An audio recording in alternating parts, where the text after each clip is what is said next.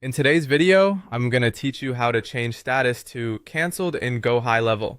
If you need to update an appointment and mark it as canceled, this process is quick and straightforward once you know where to look. I'll walk you through it clearly so you can follow along inside your Gohighlevel account without confusion. To begin, open Gohighlevel and make sure you're logged into the correct location or workspace where the appointment is stored. Once you're on the main screen, look over to the left-hand side of the platform. This is where you'll find the main navigation menu for different tools and sections. From that left side menu, click on Calendars. This will take you into the scheduling area where you can view and manage appointments.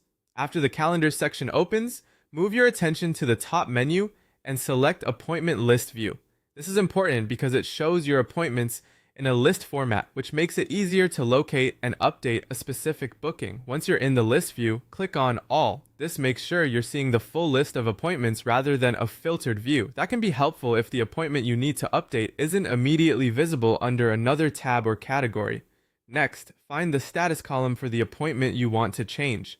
Under Status, click the drop-down menu. This menu lets you adjust the appointment's current status. From the list of available options, choose Canceled. At this point, a confirmation message may appear on your screen. You might notice that the wording in the confirmation pop-up does not perfectly match the action you're taking. Even if the message seems inconsistent, what matters here is that you are confirming the status update for the appointment you selected. To finish the process, click Update. Once you do that, the appointment status will be changed to canceled. A helpful tip here is to take a quick look at the updated row after saving, just to confirm that the new status appears correctly. This helps prevent mistakes, especially if you're managing multiple appointments in one session. And that's it. That's how you change an appointment status to canceled in Gohighlevel. Once you've done it a couple of times, the process becomes very fast and easy to repeat whenever you need to keep your calendar accurate and up to date.